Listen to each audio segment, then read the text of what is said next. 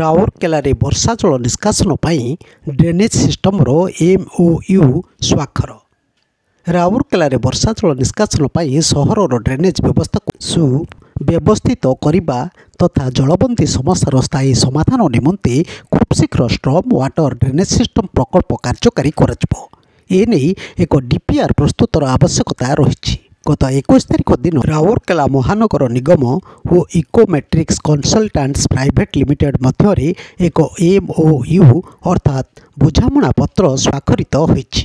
ଏହି କାର୍ଯ୍ୟକୁ ସଫଳତାର ସହ ସମ୍ପାଦନ କରିବା ପାଇଁ ରାଉରକେଲା ମହାନଗର ନିଗମ ଆୟୁକ୍ତ ସୁଶ୍ରୀ ଦୀନା ଦସ୍ତଗୀରଙ୍କ ଅଧ୍ୟକ୍ଷତାରେ ଏକ ବୈଠକ ଅନୁଷ୍ଠିତ ହୋଇଯାଇଛି। ଏହି ବୈଠକରେ ଅଧ୍ୟକ୍ଷତା କରି କମିଶନର ସୁଶ୍ରୀ ଦୀନା ଦସ୍ତଗୀର କହିଥିଲେ ଯେ ସହରୀକରଣର ଦ୍ରୁତ ଅଭିବୃଦ୍ଧି, ଜଳବାୟୁର ପରିବର୍ତ୍ତନ, କ୍ରମବର୍ଦ୍ଧିଷ୍ଣୁ ଜନସଂଖ୍ୟାକୁ ଧ୍ୟାନରେ ରଖି ସହରର ଭିତ୍ତିଭୂମିକୁ ସୁଦୃଢ଼ କରିବା ପାଇଁ ସରକାରଙ୍କ ତରଫରୁ ବିଭିନ୍ନ ପଦକ୍ଷେପ ଗ୍ରହଣ କରାଯାଉଛି।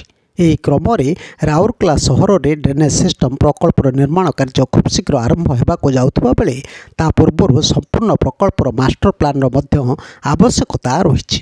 ସେହି ମାଷ୍ଟର ପ୍ଲାନ୍ ଅନୁସାରେ ହିଁ ଡ୍ରେନ୍ ନିର୍ମାଣ କରାଯିବ, ଯାହାଫଳରେ ଆଗାମୀ ଦିନରେ ରାଉରକେଲା ସହର ଜଳବନ୍ଦୀ ସମସ୍ୟାରୁ ମୁକ୍ତି ପାଇବ।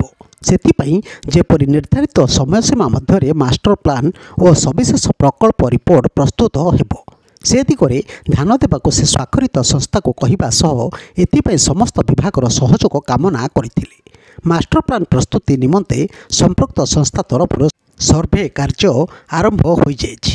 ସର୍ଭେ ସମୟରେ ଜନବସତି, ରାସ୍ତାଘାଟ, ରେଲୱେ ଲାଇନ୍, ପାଇପଲାଇନ୍ ପ୍ରଭୃତିକୁ ଧ୍ୟାନ ଦିଆଯାଇ ମାଷ୍ଟର ପ୍ଲାନ୍ ପ୍ରସ୍ତୁତ କରାଯିବ। ଜନସାଧାରଣଙ୍କ ବୃହତ୍ତର ସ୍ୱାର୍ଥକୁ ଦୃଷ୍ଟିରେ ରଖି ଜଳ ନିଷ୍କାସନର ସ୍ଥାୟୀ ସମାଧାନ ସକାଶେ ଜଳବାୟୁ ପ୍ରତିରୋଧୀ ଡ୍ରେନେଜ୍ ମାଷ୍ଟର ପ୍ଲାନ୍ ପ୍ରସ୍ତୁତ କରାଯିବା ସହ ବର୍ତ୍ତମାନର ଡ୍ରେନେଜ୍ ସମସ୍ୟାକୁ ମଧ୍ୟ ବିଶେଷ ଧ୍ୟାନ ଦିଆଯିବ। ଏହି ସମନ୍ୱୟ ବୈଠକରେ ଯୁଗ୍ମ ଆୟୁକ୍ତ ଶ୍ରୀମତୀ ପଲ୍ଲବୀ ନାୟକଙ୍କ ସହ ଜଳସମ୍ପଦ ବିଭାଗ, ରେଳବାଇ ବିଭାଗ, ୱାଟକୋ, ପୂର୍ତ୍ତ ବିଭାଗ, BSNL, GAIL, RSP, NIT, Rourkela ମହାନଗର ନିଗମ ଓ ରାଉରକେଲା ସ୍ମାର୍ଟ ସିଟି ଲିମିଟେଡ୍ର ଅଧିକାରୀମାନେ ଉପସ୍ଥିତ ଥିଲେ। ବ୍ୟୁରୋ ନ୍ୟୁଜ୍ ଓଡ଼ିଶା କଥା।